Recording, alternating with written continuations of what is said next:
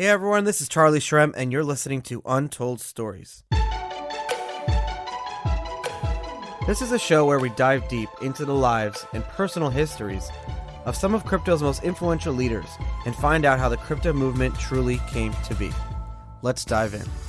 As we wrap up the year of 2019, it's nice to look back and focus on, how the year went and what we've been up to. It's also a good time to remember some of the cool applications that blockchain technology, Bitcoin, Ethereum, and some of these other things can do for us, and how, it just doesn't affect only finance. We're always thinking about money in finance, but there are a lot of different industries that this technology can really change how we act and react with these industries and how we do things in our daily lives. One of those industries is music. And there is no other company than Viberate that launched in 2017 and has been revolutionizing the music industry. We're very lucky to have the co-founder and director of business development for Viberate, Vasja Veber, on the show. And we talked about some really cool things. What's really great about Vasja is that he didn't just show up and say, hey, I know about music. He's been the manager for some of the top artists, DJs, and music production companies all over the world for his whole career. So he knows the music industry inside and out, and he was able to build a company to completely change the way us as fans interact with the artists that we love. I don't want to give up too much more information because I feel like when you understand these things fresh for the first time, the light bulb that goes off in your head is something that is worth waiting for. So enjoy the ads. Happy 2020. Happy New Year's. And I'll see you guys next year. I'm so honored that Untold Stories is sponsored by eToro. eToro is the smartest crypto trading platform and one of the largest in the world, with over $1 trillion in trading volume per year. What I really love about eToro is that the CEO has been around the Bitcoin space since 2012, so they really put their money where their mouths are. US customers, myself included, we can trade the most popular crypto assets, in fact, almost all of the ones that you want to trade, with low but transparent fees. So you actually know what you're paying for everything. And that's really important. So if you're not ready to trade yet, you can practice building your portfolio with the eToro $100,000 virtual trading feature. So you can create this whole portfolio without trading with any real money to see how you'll do. And you can learn all the different ins and outs without using any real money yet. And then once you're comfortable, you can enter the market and start buying and selling crypto for real. Best of all, one of my favorite features is that you can connect with 11 million other eToro traders in the world, myself included. And we can talk trading, charts, and all things crypto. So listen, head on over to eToro.com, links are in the show notes, and build your crypto portfolio the smart way. I want to thank and give credit to the first ever sponsor of Untold Stories, Scott Offer. Scott is a Bitcoin mining consultant, and I really want you guys to check out one of his coolest apps that's free to use. It's a Bitcoin mining profitability calculator that you can check it out before you get involved in mining, or if you just want to learn more about whether mining is profitable and how it works. The website is cryptomining.tools. That's cryptomining.tools. You can enter your estimated uptime and get more realistic profit projections. It includes really cool features like the impact of the Bitcoin block reward halving, which is actually coming up extremely soon. Their API allows you to embed profitability calculators and other live data directly into your own website, all for free. Also, if you're wondering which miner is the most efficient or has the best chance of breaking even, you should try out their interactive hardware comparison chart. So it's a hardware comparison chart, so you can compare all different types of miners for all different coins and tokens, and it's interactive, so you can play around with it. It's by far the best tool if you have any questions about mining, or if you want to learn more about mining. It's the best tool. You can check it out. As a mining consultant, Scott helps you make data-backed business decisions. He will be involved in the process if you want to buy a miner, if you want to sell a miner, if you have miners that need to get into data centers. I mean, if you follow Scott on Twitter, even if you're not in the mining industry, you learn so much. I follow him. It's super cool. You can check it out on Twitter or Telegram at Offord Scott. That's OFFORDSCOTT. That's OFFORDSCOTT. Again, I want to give a special thanks to Scott. You were my first sponsor when the show was just launching. Thank you so much. Untold Stories wouldn't be here without the amazing production company Blockworks Group. A few months ago, I approached Blockworks Group and I said, hey guys, I want to do a show, Untold Stories. Can we make it happen? And these guys are the only event and podcast production company that I trust. Really, the show is powered by them, and it wouldn't be here today without the amazing work of the Blockworks Group team. So for access to all the premier digital asset conferences and to check out their other podcasts in their network that they produce, check them out at blockworksgroup.io. That's blockworksgroup.io. I promise you will not be disappointed. The general theme of this show, as my loyal listeners, you guys know, is a lot of times we talk to guests that have left their industry or whatever they were doing before crypto, joined the crypto space, started a company, joined a company, built something. My next guest, Vasja Veber, is a very interesting character when we met a few years ago. First of all, he's joining us from a successful industry, the music industry, as a manager for Umek and other DJs in the European theater, but also in the world. But what's interesting is that he found issues with the music industry and how blockchain technology can solve those issues. Vasja, thank you for joining our show. Thanks for having me, Charlie. So you join us from Slovenia, which is a very small country, a very proud country. Do you think that because of how you were raised, to be very proud of who you are, that is attributed to your being able to go out and launch this new company? Well, it certainly has some advantages. First of all, is that we've always had to go an extra mile. So being from a small country, especially from an Eastern European country, it means that we have to hustle a bit more than if we were maybe born somewhere in the US or in Western Europe. So we've been through a lot in our short history. Slovenia gained independence in 91. And before that, we were in Yugoslavia. We went through communism. We went through a war. So I think that made us maybe a bit more, like I said, a proud nation, and really, really hard workers. So we're known. Actually, Slovenians, I heard when I was in Silicon Valley that Slovenians are known to be extremely hard workers. And that's why a lot of my fellow countrymen moved over there, especially engineers are really, really popular over there. We work hard and it's still cheap workforce compared to the West. And a basketball player. You have a professional NBA player here.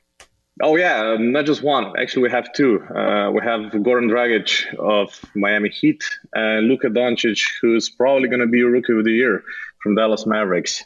So, yeah, we're a proud nation. Actually, a lot of Americans, first time you probably heard about Slovenia when you heard about Melania Trump, because she's Slovenian. Not that we're very big supporters of Trump, to be honest.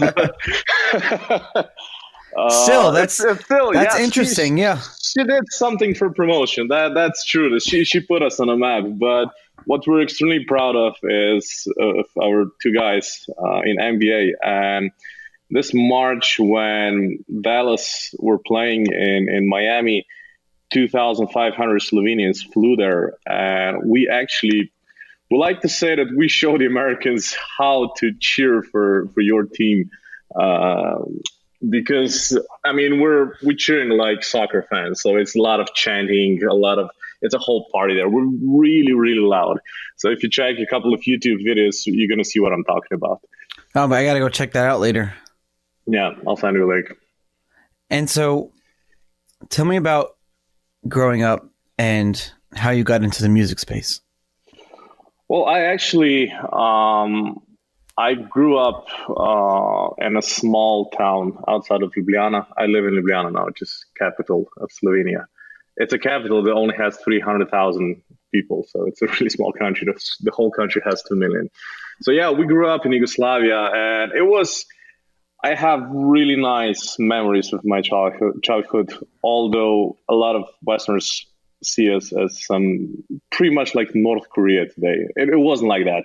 We didn't have a high standard, but we were happy. Everybody had a job, and we were living in peace. But it's You turned can't out miss that, something that you don't never had. yeah, exactly. That's exactly what I keep saying to everyone who misses those days. We were all equally poor.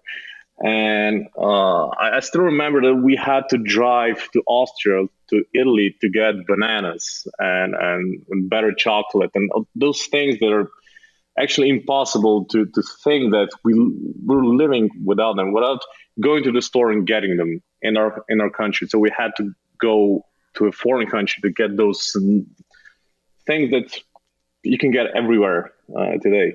But we like I said, we gained our independence in 91, and we joined the European Union in 2001, I think. So now Slovenia is really one of the most developed countries in our part of Europe. But it's a very nice place to be here because the education is free. So if you go to university, the government actually pays for your education. Which is something that's not common, maybe in the US or in Just a Slovenian university or any university? Actually, Slovenian universities. If you study here, the government is going to pay for the tuition. And we actually have a really good. Ljubljana has a really good university. I went to a business school here that ranked, I think, among top 100 business schools in the world. So it's a big privilege to study here, and you don't have to pay for anything. The government will even pay for the part of your meals when you study. If you have to move to Ljubljana to study, the government is gonna pay. It's a couple of euros, but it helps when you're a student. Everything helps. So yeah. When you're coming from a small town and your parents work, 9-to-5 jobs or maybe more than that. Yep. And you want to study, the government's saying here, we'll pay for your food, we'll pay for your studies, for everything, basically. Yeah, maybe you get a job. They even pay for your apartment because they build campuses. They're owned by the government. So the rent there is extremely low. So I think that right now it's about 80 euros per month, all costs included, which is basically free. So yeah, it's a really good country to live in. The quality of life is extremely high. The nature is nice. As an entrepreneur, we could have a bit more things, a bit more support, maybe a bit more forward-thinking government institutions, which I think is a pain in the ass in every country. It doesn't matter where you are. But I mean, it's still, I like being here. It's interesting that you complain about that because having worked with you and working with other Slovenian blockchain companies, I feel like your government is extremely forward thinking and has been always like, I think you told me at one point, you said, "Oh, I just called up the Minister of Finance and went over to his office and was talking to him." You can't do that in the United States. Actually, it was the Prime Minister. So it was, there you go. It was pretty much the highest political figure that we have in the country. Because unlike, can you tell me about that meeting? Yeah, that's the thing that we, as a blockchain company, we have a lot of support from politics. Especially, we had a lot of support with the previous government, but they resigned soon after we did our ICO. But the thing I was referring to are public services. That's a whole other thing, and it's a huge apparatus that works extremely fast, extremely slow. That's the pain in the ass I was talking about. But yeah, let me get back to the story. It was in 2017. Of course, everything connected with blockchain and crypto was at the highest point in history, I think. And of course, all the companies in such a small country that were operating at this space had a lot of interest from the media. And if you have the interest from the media, you have the interest from politics. So, and we, as one of the first companies, we weren't the first one. There were a lot of successful blockchain companies before us, but we were maybe the most vocal one at that moment. We wanted to change policy. We had an idea of Slovenia becoming like a crypto Silicon Valley of the world.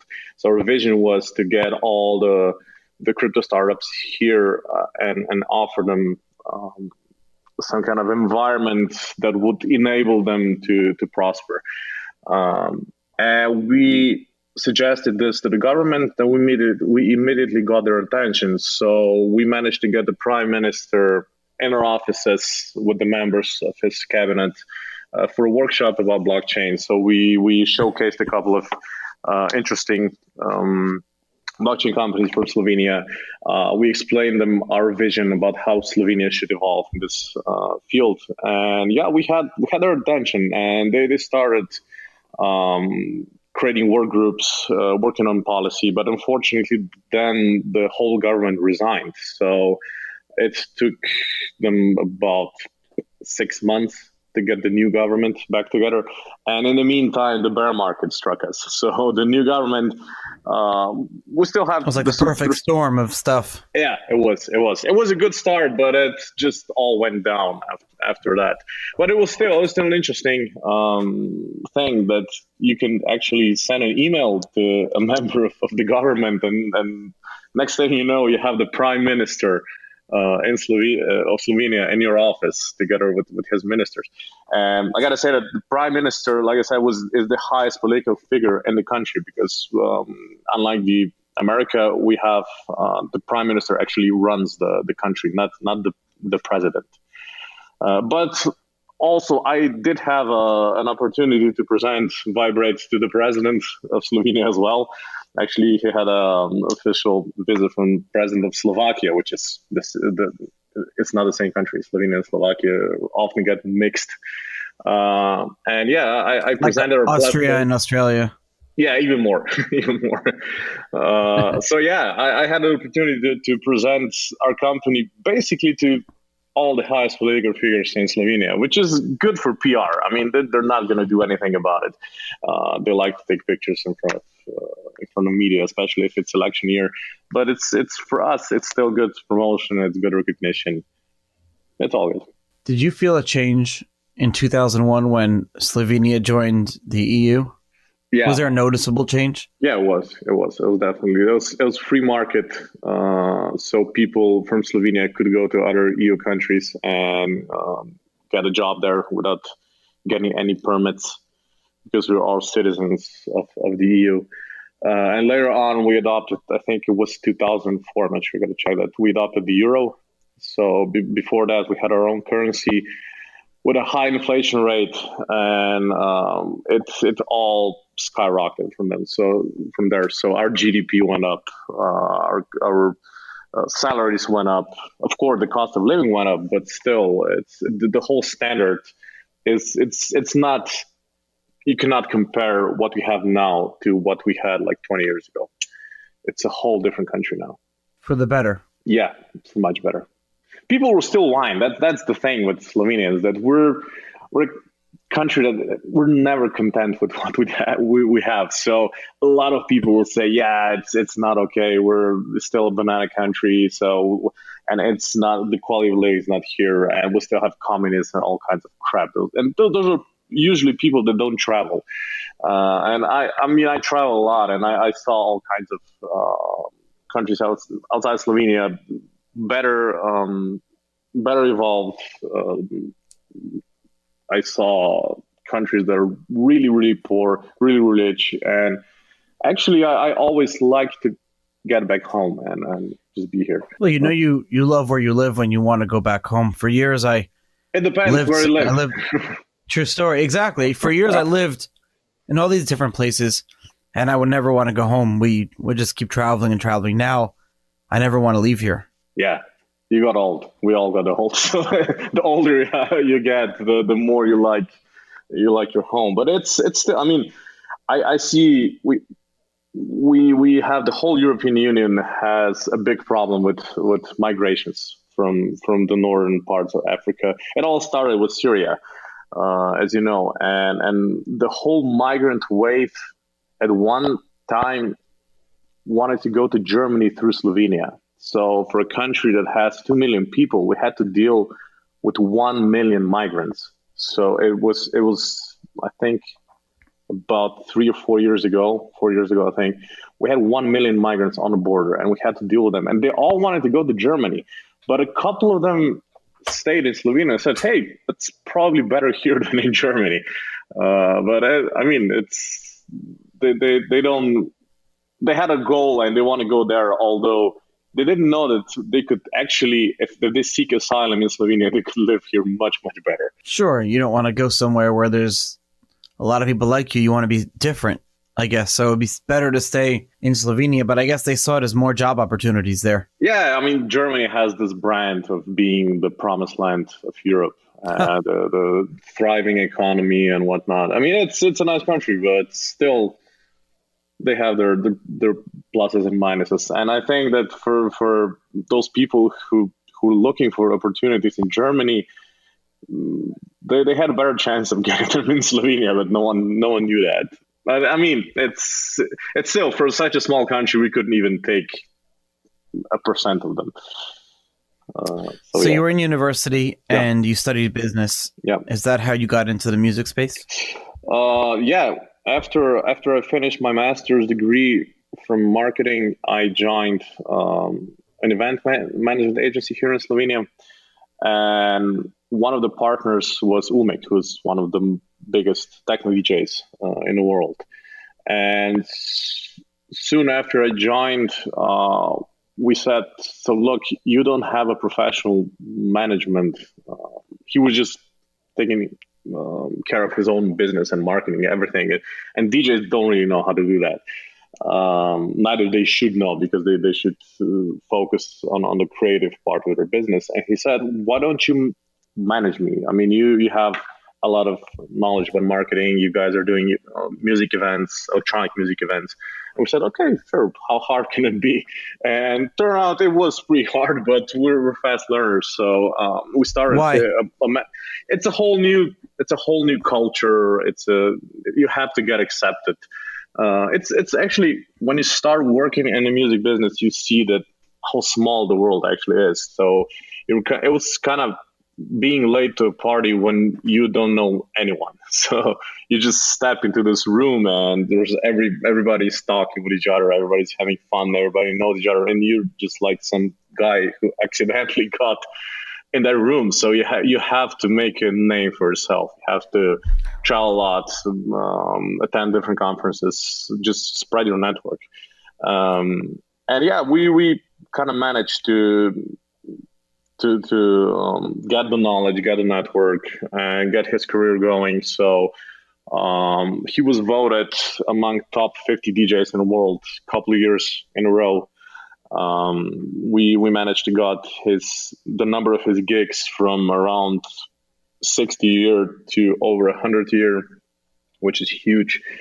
So he was playing at Ultra all over the world, almost every year in Miami, which is their flagship event, EDC Las Vegas, on a main stage, which is huge because they sell, I think, 400,000 tickets for a weekend of festival. It's huge. It's a really interesting thing to be on the stage when you have like a carpet of hands in front of you, and they're all looking at him, and it's really interesting. So yeah, this is how we got into music, and we're basically a bunch of geeks. So we were measuring how the investments into his career are actually showing on his popularity. So back then, Facebook was probably it was the go-to media to throw money at, and we invested a lot into building his presence, but we couldn't kind of figure out if it really helps his career.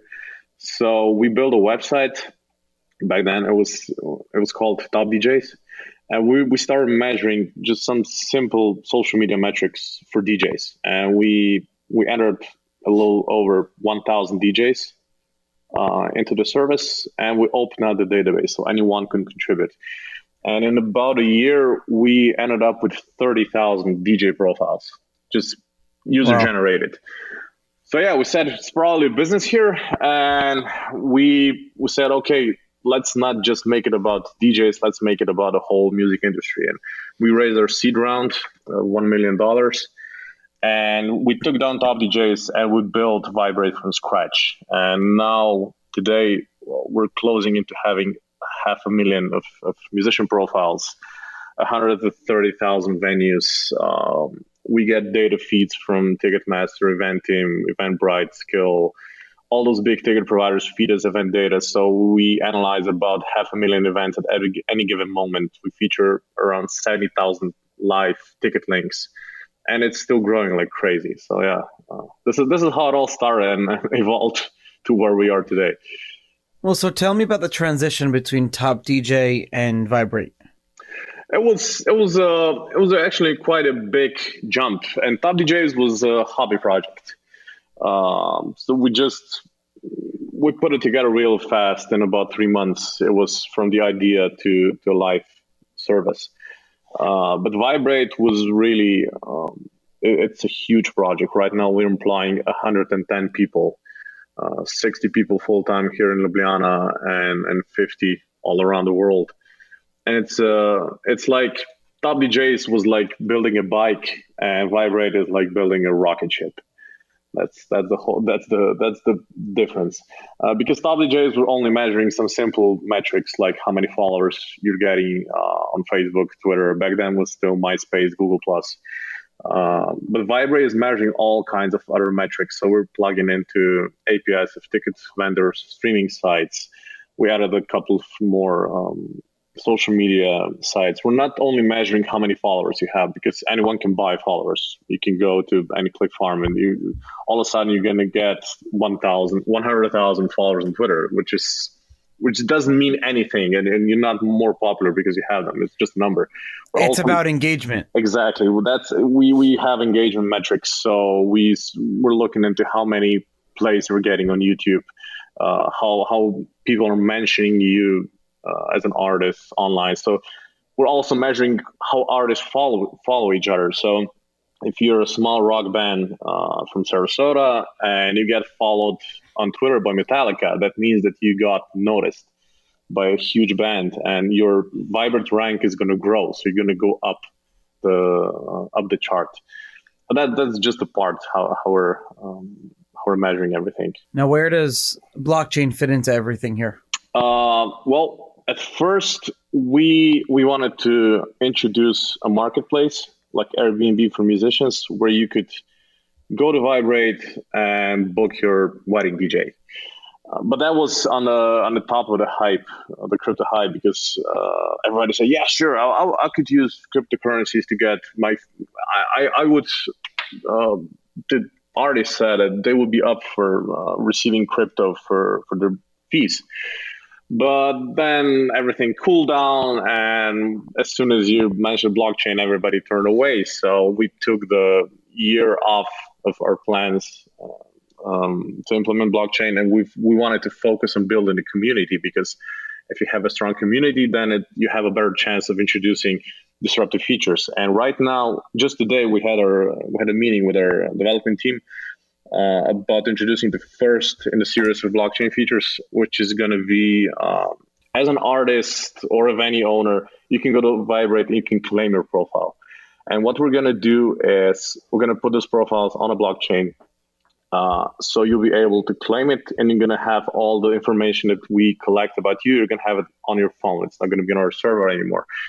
So, and one of the business models that we have is that we can feed external services with our profiles. So, for example, if you want to buy a concert ticket, you go to, let's say, Ticketmaster or any other ticket vendor, and you check who's playing. And what you get is like an outdated photo, some bio, and that's it. So there's no way for you to find out more about the artist that's playing, which is where we come in. So we feed our profiles that include the hottest video of last week or a month, the most engaged content on Instagram. It has all kinds of popularity metrics and popular content by the artist that represents the artist. So it makes the UX much better for you as a fan. So you can do a quick due diligence about who's playing and maybe discover some new artists. And this is one of our services. And how we're going to use blockchain is that artists who are going to claim their profiles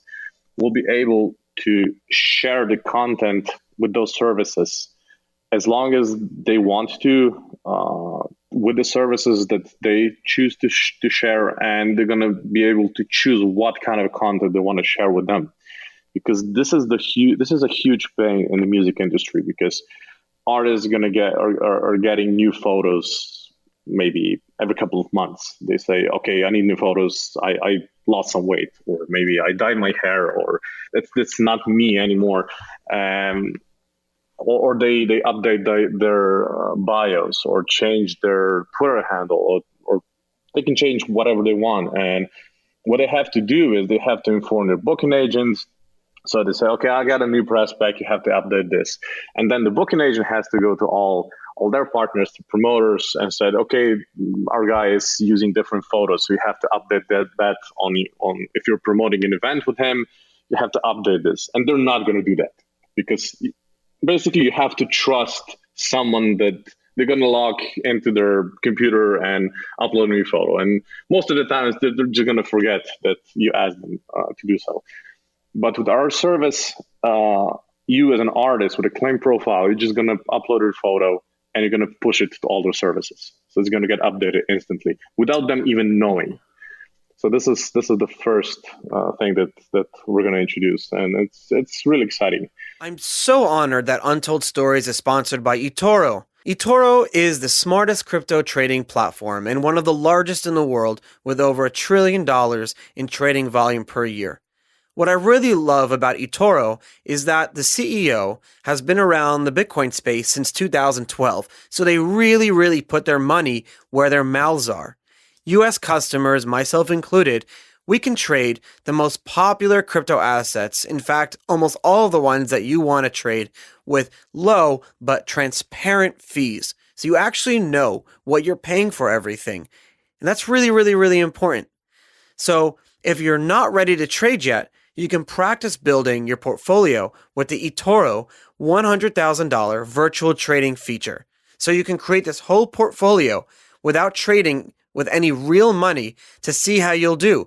And you could learn all the different ins and outs without using any real money yet. And then once you're comfortable, you can enter the market and start buying and selling crypto for real. Best of all, one of my favorite features is that you can connect with 11 million other eToro traders in the world, myself included. And we can talk trading, charts, and all things crypto. So listen, head on over to eToro.com. Links are in the show notes, and build your crypto portfolio the smart way. I'd like to thank my sponsor of Untold Stories, Scott Offord. Scott is a Bitcoin mining consultant and provides managed miner hosting services in Texas.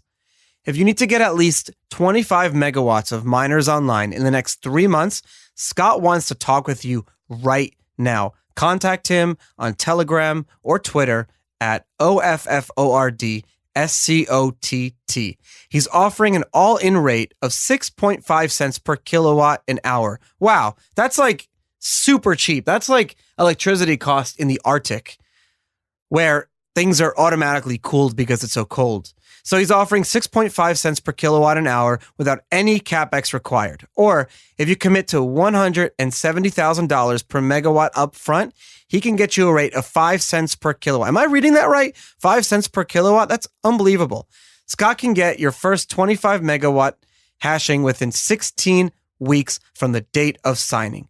All the infrastructure, power lines, substations, water lines, and buildings are fully owned by the hosting company. By the end of March 2020, they will already have 150 megawatts online in Texas. This is such a super cool ad to record because my listeners are learning about mining now. Like this is This is really interesting. I didn't even know half this stuff before I met Scott and he started sponsoring the show. So make sure you check out Scott on Telegram and Twitter at OFFORDSCOTT. And Scott, thank you again for being my first ever Untold Story sponsor. You said something interesting though. You said that you can't launch disruptive features until you have a community. Yeah. But how do you get a community without having disruptive features? It's like a chicken and the egg problem. Yeah, that's the problem with any marketplace. The chicken and egg problem is, so if you want to launch a marketplace and if you don't have interesting artists that are going to be willing to book themselves their gigs through their marketplace, you're not going to get promoters that are going to book them. And if you don't have promoters, then you're not going to get better artists. So you have to offer them different features that maybe are not as disruptive as your final vision is. But what we did is we offered them profiles that feature their content, that rank them in their country or within their genre. And basically, Viberate profile can act as an artist's own website. So there's a lot of artists that stop thinking about having their own website because they have the Viberate profile. And this is the feature that we're offering, and we'll let them claim the profile. And this is how we're telling people about our service and getting people to register and to start using their profiles. And once we kickstart this, it's going to be much easier to introduce features that are maybe not so mainstream, but can be very, very disruptive in the near future. It's always hard to build a community on features that are maybe before their time, so maybe ahead of time. Or you just don't want to like waste a good feature when you don't have a large community yet. Yeah, exactly, and that's exactly what we had a lot of complaints from VIP holders. So yeah, why did you move the deadline for the marketplace? And we explained them exactly what I explained now. So we want to focus on building the community first because it will give us a better chance of introducing a successful service. And a lot of people understood because they thought, yeah, maybe. They saw that a lot of music companies raise money through the ICO, especially on the recorded music side. So they wanted to collect royalties through blockchain, which is, in theory, it's a wonderful feature to have. It solves so many pains, but it doesn't have the community backing it, and that's where they all failed. So what you're saying is you have all these great ideas how blockchain technology can really disrupt the music space, like with royalties, but without mass adoption, without the community backing it, without people actually agreeing to this, it's very difficult to make those things work beyond conceptual stages. Yeah. So then what do you do? You have to reach a tipping point. So this is why we're growing our database. So we started with 30,000 artists. Now we have 460,000 artists. Right now, we're talking with a middle-sized global streaming service to help us get in front of artists so that we could get more artists to claim our profiles. And you just have to get out there, offer great service, hustle to get maybe a couple of claims from prominent artists to get the word out. And once the ball starts rolling, it's going to go really fast. And what we're going to do after this is we're going to offer a hand to other companies that are developing services for music, blockchain and non-blockchain companies. And we're going to offer them a marketplace. So we're going to say, okay, so we have this very vibrant community of musicians, and you obviously have a good technology that could help solve those pains, but you don't have the market. So why don't you come on board? And we're going to put you in front of all our users, and you can start selling directly through Viberate. And hopefully, if this happens, then we're gonna be like I usually say that Viberate is like IMDb for the music industry, and this is exactly what's going to happen when the ball starts rolling. And it has started rolling already because you got the attention from big artists like Linkin Park was the first superstar act to claim their profile. And later on, it was the Chainsmokers and Robbie Williams and all kinds of DJs. Imogen Heap, who is a big blockchain enthusiast, she's also on board. She claimed her profile. We met a couple of times with her. She was actually in our offices. So yeah, we're slowly getting there, but it's not easy. Mark Cuban said that he stays away from investing in music business because it's so hard to really succeed. That's interesting what Mark Cuban said. So, but that I see that as maybe it's like ripe for disruption. So, but let's talk about that for a second. Mm-hmm. You have the space, the music space hasn't really changed. I mean, we saw disruption with like Spotify and Apple Music. I think the biggest change that we've seen in music, besides for going from like the CD or vinyl to the CD, then CD to MP3. But besides for that, one of the biggest changes is the fact that instead of paying per song, you're paying for a subscription to have unlimited music. Mm-hmm. I think that's in the past like 10, 20 years, that has been one of the most important disruptions in the music space. But there could be more. There could be more, but like you said, the space is so hard. It's so prone to change. Do you see what type of disruption do you see could really change the way that me, who's not in the music space, interact with just music in general using blockchain technology? Is there anything like off the top of your head that you would love to see changed right now? Well, first of all, we're still sticking to our original idea of introducing a marketplace where all of a sudden Viberate would be world's biggest booking agency for unrepresented artists. So we're not aiming to artists that are represented by Paradigm or William Morris, because those are superstars that need a lot of support, a lot of people working for them. But we want to be like Airbnb for musicians. So if you're a small musician, if you're a wedding DJ, you don't have an agent, you really have to hustle to get a booking. And we want to do a marketplace where you'll be able to get booked through your profile on Viberate, and you could get paid in crypto because it's instant. It's really practical. You don't have to wait for your bank to call you and say yes. So you got that wire. Maybe the event is already over once it hits your account. Plus, we could really use blockchain for escrow, because also payment discipline is a real big pain for small artists. They usually get screwed over by promoters that are not going to pay them before they show up, and it's really easy to do escrow services.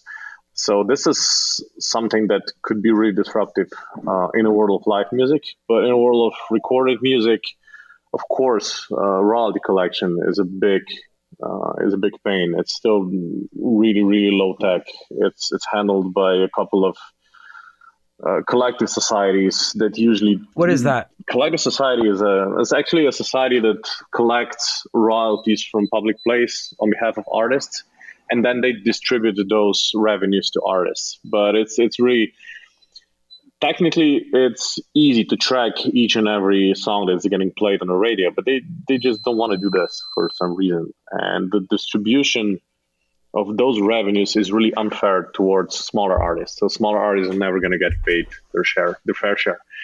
And this is something that a couple of companies in the blockchain sphere is working on.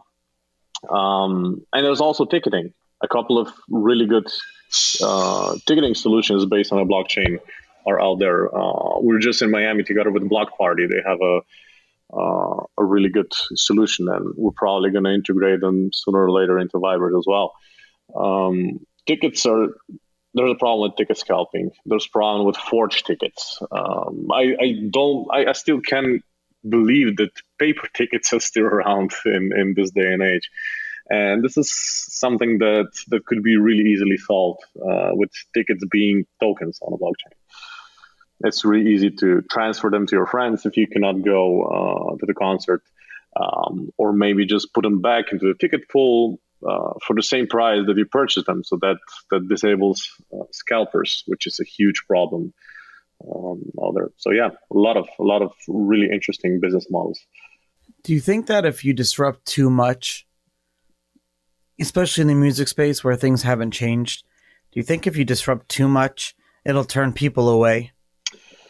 That's a good question. It's actually that's why we're focusing mostly on the B2B market with those solutions, because on a B2C market, the whole market is way too saturated, and the big players are not going to let you in their circle. So maybe you mentioned Spotify. Spotify collects 20% of all of the recorded music revenues in the world.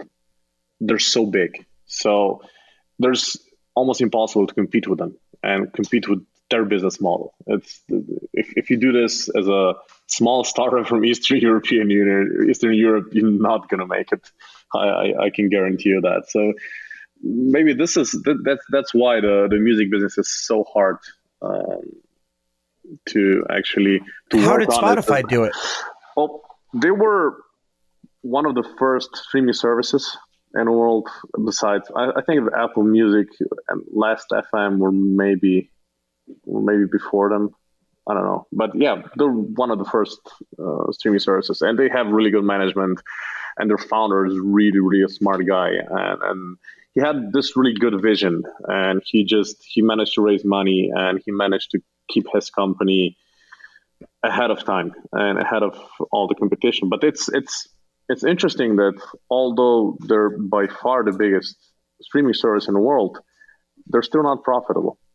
So they're collecting 20% of all of the recording music revenue, and they're still not making profit. And this is mind-boggling. So it's a really nice demonstration about how hard this industry is. Most people don't even know that Uber doesn't make money. Exactly, Uber has been losing money. Twitter loses money. Yeah.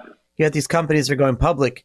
Yeah. But what I want to understand is Spotify basically changed the way that we listen to music. Yeah. By changing it to the freemium model. How did the music industry accept them? How did the music industry feel about it? As you being on the inside, did people make fun of the concept of Spotify? Did people say it's not going to work? What were you hearing from being on the inside when Spotify was just launching? Well, a lot of people are angry because they think that they don't earn their fair share. Yeah, they think the authors don't think that they earn their fair share of the cake. So they think that they should get paid more. But at the same time, I mean, Spotify has to be, as any other streaming service, they have to be competitive. And it's a really boring market. So you cannot compete with, you can only compete with the number of tracks and your pricing model. So you don't have a lot of space for being creative in here. And if Spotify said, okay, we're going to pay more money, but now subscription for a paid plan is $50 per month. So they would probably lose like 50% of subscribers that are going to just simply switch to Apple or Deezer or any other service. So it's race really, to the bottom. Yeah, I don't have a good answer how to solve this, but maybe a freemium model isn't the best one. So hopefully, as the time goes by, people are gonna start paying for their plan. I mean, being in the developed part of the world, paying $10 per month to have access to practically all music in the world is not a high price to pay. But people still choose a free plan or download tracks illegally. But it's still, they have a lot of potential. So right now, I think that I heard of how many subscribers they have. Was it like 700 million altogether? And just a fraction of that number was actually paying artists, paying subscribers. When Spotify launched, they were just free. They didn't even have a business model. They weren't charging. I remember it was just free. Yeah. That's not sustainable. So artists are not happy with that, and their publishers are not happy at all with that. But didn't the artists still get paid? Yeah, they get paid, but it's impossible to make a living just from being an artist that is releasing a Spotify or any other service. So you still have to have gigs. Most of the artists right now earn the majority of their money from live shows, from fees that they get for playing live. And that's changed, because it used to be that they'd earn most of their money from CDs, and maybe their shows weren't as good. You know, you go to a concert, it was just a bunch of people on stage. And now you go to a concert and they are like events. You go to a show because of the experience now. Exactly, especially in electronic music. That's an adventure. So even if you don't like the music, you're still going to enjoy the show. But I mean, for superstars, it's still like it used to be. So they still make a killing from getting paid for the music production. So people are still gonna buy their music. Streaming services are gonna pay the biggest portion of revenues to them. They're gonna get a lot of money from collective societies, from airplay. So it still hasn't changed. But for long tail artists, for hustlers, for local musicians, it's impossible to get a decent salary just from selling your music. So you have to play live. So my friend is on Spotify. He's just a local artist, and I think he got like 100,000 downloads to a few of his songs. Well, like total. Is he making money? Like, does he get paid for that? Yeah, he's getting paid for that, but it's not a lot of money. How much do you get paid for that? It's a fraction of a cent per stream. I don't have the exact number, but it varies. Who defines that rate? Actually, Spotify does. And they're going to pay this money to the artist's distributor. There are a couple of companies that actually represent artists, because Spotify is not going to work directly with each and every artist they have in a database. That would be impossible. So most of the streaming services work in a way that you have to have a distributor, and they're going to distribute their catalog of artists to streaming services. And then, of course, after they're getting paid, they're getting their cut. So you're not getting the whole 100% of the money that they're paying. So you have to pay your representatives. And at the end of the day, it's unless you're really Coldplay or Rita Ora or any of the superstars of our time, you're not going to get enough money to make a living. What goals should someone have if they're an aspiring musician and they want to make it a living where they can actually make money? Is there value in just building a community and eventually being able to be, is the goal to still be signed by some agent and then do concerts? Like, how do you make it in the music space today? Luck is a really crucial ingredient here. So you have to be lucky. It's so much harder than back in the days. And Umek is actually a really good example, because becoming a superstar DJ today, it's so much harder than back in the days. Although music is much more accessible than it used to be, and maybe this is the reason, because today, for being a DJ, you only need a laptop and maybe a couple of YouTube tutorials, and you know the basics. You're not going to be a really good one, but you know the basics. You can maybe go play at a wedding. But back when he was starting, which was around 25 years ago, still back in Yugoslavia, actually, you had to go take a bus, go to Austria, and go buy vinyls. Because back then DJs were playing on vinyls. And if you didn't do this, you can be a DJ. So he didn't have a lot of competition, and he had to learn the hard techniques. So he was famous for syncing 4 vinyls at the same time, which is insanely hard. So you have to you have to listen to 4 channels playing simultaneously and sync them into one track, one set that makes sense.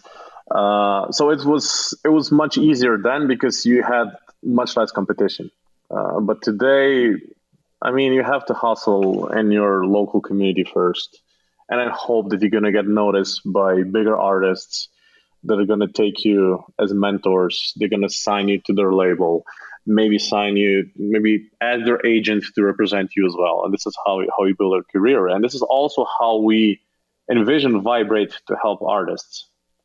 because I mentioned that we're looking into who's following who, and this is exactly what I was talking about. So if you get followed by a big artist, it's pretty much the same. If you That's get a big metric for you. Yeah, it's a huge metric for us. Features What work are like some that. crazy? Yeah. Who's some crazy artists that have just been followed by some other tell me a crazy story of actually, something that you didn't expect. Where you got the idea? You probably remember the track "Stan" by Eminem and Dido, right? Sure. And did you hear about Dido before that track? No one knew about her. So she was no idea. She was like some British artist. I don't even know how Eminem got to her, to be honest. But once they had that featured track, her career skyrocketed, and this is exactly what we're doing here on Viberate. Maybe one of the examples is that Carl Cox, probably the most legendary techno DJ, he started following Umek, and he only followed maybe 10 artists on Twitter, and one of them was Umek, and which it was huge recognition. And it of course we told everybody about it, and it was something to brag about. So yeah, that's it really helps. It's interesting that you say that. So I'm good friends with the lead singer of the band Revolution, Eric Rahmani. Revolution, as you probably know, one of the largest reggae bands in the world. Huge band. And I was at one of their shows a few months ago, hanging out backstage with them, and I was just having a beer with their second guitarist, who's fairly new to the band, and he's a young guy. He's like my age. He's in his 20s. And I asked him, we were just chatting, and I was like, by the way, how did you find out? Like, how did you get here? Because the band, Eric, and the other two band members are, the other three band members are college roommates in Santa Barbara in California. So him, I was like, how did you, Kyle? I was like, Kyle, how did you find out about this band? Like, everyone knows the band, but how did you get in? How are you in the band, basically? And he said, it's an interesting story. Basically, the band did a contest where you win like free tickets, and then you get to go backstage to one of their shows if you whoever covers one of their songs the best on YouTube. So record yourself covering one of their songs and then send it up to YouTube. And so he won that concert. He covered a song really well, and he won the concert. He won the thing, and he went backstage, and he's literally backstage with Eric, and Eric's like, hey, like, how many of our songs do you actually know how to play? And he's like, well, probably all of them. And Eric's like, do you want to just get on stage with us right now and start playing? And he's like, yeah. And it's like everyone's dream. And next thing you know, he's in the band. Yeah. That's actually, it's a pretty similar story to Metallica's ex bass player, Jason Newsted. He was also a diehard fan of Metallica. He visited every concert of them. And when they had a tragic accident where the tour bus flipped over and it killed their bass player, they actually did the audition. So all kind of fans were applying to audition and playing their songs, and this is how they chose him. And I cannot even imagine how it is for a diehard fan just being in the first row at every concert, and all of a sudden you're on stage with your idols. It's just crazy. I can imagine that. So do you think you'll stay in Slovenia forever? I mean, you travel so much. You're recently married and you have children. You have a child now. 2 children, right? Or one? Just one daughter. One and a half for year now. Old. Yeah. You think you'll stay in Slovenia? Yeah, I'm pretty sure we're gonna stay here. I mean, it's easy to travel all over Europe from here, so it doesn't. I don't have any plans of moving stateside, or it's just I like it here. I mean, the weather could be nicer. We just had 5 days of rain in a row, so I always like to visit Miami and in the winter to get some sun. But I think we're gonna stay here. We have a house. When does your summer season start? It should have started now. But unfortunately it's like February here. It's really awful and gray, but usually the summer season starts around May. This year is probably gonna start hopefully next week. Yeah. I know I've said this before, but I can't wait to come visit. I feel like I know the whole country at this point. Yeah, you're in Croatia, right? It's similar. It's similar. Much less sea, but it's pretty similar. Thank you so much for coming on the show today. I really appreciate it. Yeah, my pleasure. Yeah, thanks for also inviting us to come out there, and we can't wait to see you guys again soon. Yeah, likewise. Hey everyone, thanks for listening. New episodes of Untold Stories are released every Tuesday and Thursday at 7 a.m. EST on untoldstories.com, Apple, Spotify, or wherever you get your podcast. Untold Stories is produced by Jason Yanowitz, Michael Ippolito, Reed Hannaford, and Riley Silbert of Blockworks Group. Our account executives are Gina DeFelice and Julie Muroff. Our content is written by Kathy Zolo, Ronnie Tishner, and Scott Offord. Special thanks to Wayne Dallaire from Jump Dog Audio Productions. And of course, I'm your host, Charlie Shrem. You can follow me on Twitter @CharlieShrem to continue the conversation. Send me some messages, feedback, or anything you want to say.